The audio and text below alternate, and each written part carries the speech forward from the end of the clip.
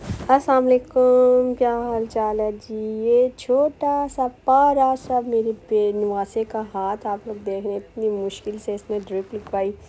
اور آج میں بہت زیادہ پریشان ہوں۔ ولاگ جو ہے اسٹارٹ بھی میں نے آج ہاسپٹل سے بھی کیا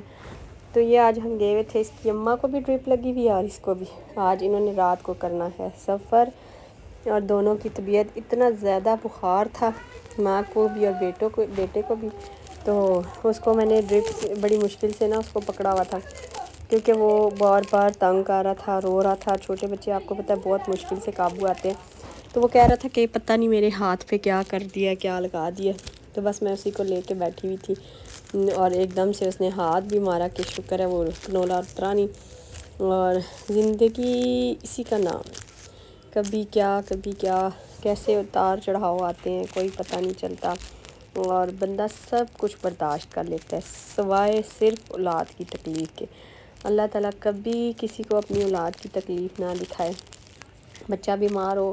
تو ہم لوگ کہتے ہیں کہ بس کسی طرح ٹھیک ہو جائے، تو آپ لوگوں نے سب نے خصوصی دعا کرنی ہے میرے نواسے کے لیے کہ اللہ ان کا سفر جو ہے وہ بہت آسان بنائے